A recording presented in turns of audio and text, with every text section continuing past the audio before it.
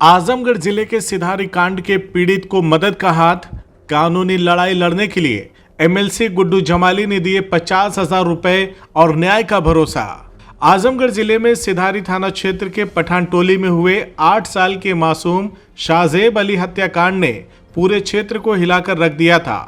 इस दर्दनाक घटना में मासूम का कातिल उसका पड़ोसी ही निकला, जो पहले परिवार के साथ बच्चा खोजने में भी शामिल था। घटना के बाद पुलिस की कार्रवाई में मुठभेड़ के दौरान 2 आरोपियों को गोली लगी और उन्हें गिरफ्तार कर लिया गया।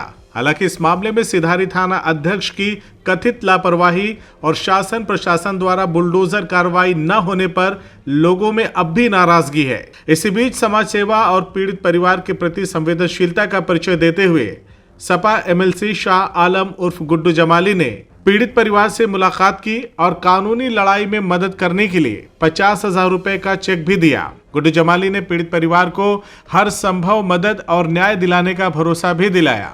बताया जाता है कि जब यह दर्दनाक घटना हुई थी तब गुड्डू जमाली विदेश में मौजूद थे।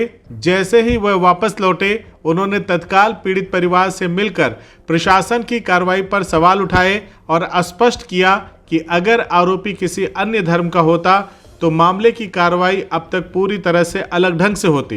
इसी बीच गुड्डू जमाली के आवास पर शुक्रवार को सिधारी क्षेत्र के कई लोग मासूम शाहजेब के पिता मुकर्रम अली के साथ पहुंचे। उन्होंने मिलकर एमएलसी गुड्डू जमाली का धन्यवाद किया और उनकी संवेदनशीलता और न्याय के प्रति प्रतिबद्धता की सराहना की।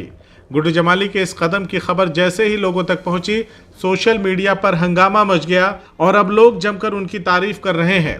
वहीं गुड्डू जमाली ने स्पष्ट किया है कि उनका उद्देश्य पीड़ित परिवार के साथ खड़ा होना और उन्हें न्याय दिलाना है। उन्होंने यह भी कहा कि किसी भी मासूम के साथ अन्याय बर्दाश्त नहीं किया जाएगा, चाहे वो किसी भी धर्म का हो। वहीं उन्होंने शासन और प्रशासन से अपेक्षा की है कि ऐसे मामलों में त्वरित और सख्त कार्रवाई हो।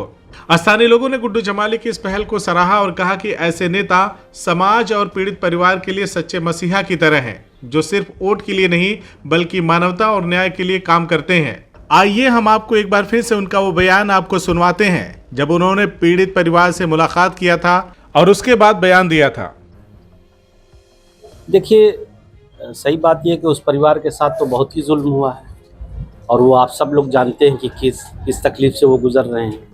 उनकी मासूम बच्चे की हत्या कर दी गई है और ये भी बताया जा रहा है कि कुछ उसकी हत्या बलि के मामले में या जो भी रहा हो, परिवार दुखी है, वो इंसाफ की मांग कर रहा है।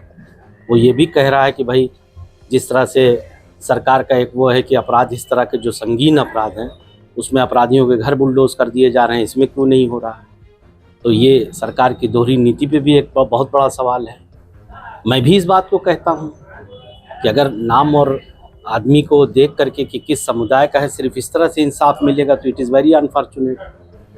बाकी तो पुलिस ने कार्रवाई किया है, उनको अरेस्ट किया है, उनको इनकाउंटर में गोली भी लगी है, लेकिन जो परिवार का मेन कहना था, जो मैंने समझा है कि मकान क्यों नहीं बुलडोज किया जैसे और लोगों के होते हैं दूसरे मामलात में, तो यही उनकी तकलीफ़ें हैं। वो बाकी आप सब जानते हैं। अब देखिए, जो जनप्रतिनिधि हैं, जो जिम्मेदार लोग हैं, चाहे मैं ही हूँ, हम लोगों का काम है प्रशासन से, शासन से सही चीज़ों को कहना और उनसे मांग करना। एक्ट तो प्रशासन और शासन को ही करना है। वही हमारे डेलीगेशन, वही हमारे दल ने भी किया, जो कर सकते थे किया। हमारे चाहे जिलाध्यक्ष हो, चाहे माननीय विधायक हो, चाहे एमपी हो, चाहे एमएलए हो, सब ने किया। लेकिन एक्ट तो उन लोगों को करना है ना। मैं भी यही कह रहा हूँ, लेकिन कहने से क्या होता है, एक्ट तो वही करेंगे। आपने क्या आश्वासन दिया पीड़ित परिवार? देखिए, सच्चाई है कि मैं बेकार पॉलिटिकल बातें नहीं कर, हम लोग क्या आश्वासन, हम तो यही मांग मेरी पूरी पार्टी कर रही, मैं भी कर रहा हूँ कि भाई ऐसा जो आपके नियम हैं, मैं बिल्कुल एकदम खुले एक लाइन में कह रहा हूँ कि अगर अभी कोई दूसरे समाज का आदमी होता तो सरकार घर बुलडोज करा देती। तो इसमें इतनी देरी क्यों है? क्या वेट करना है? उसके मासूम बच्चा, 6-8 साल के बच्चे को मार दिया गया इस तरह से, और आपको मालूम है जो जिन लोगों ने मारा है, तो भाई ठीक है, लेकिन हम लोग कह ही सकते हैं ना।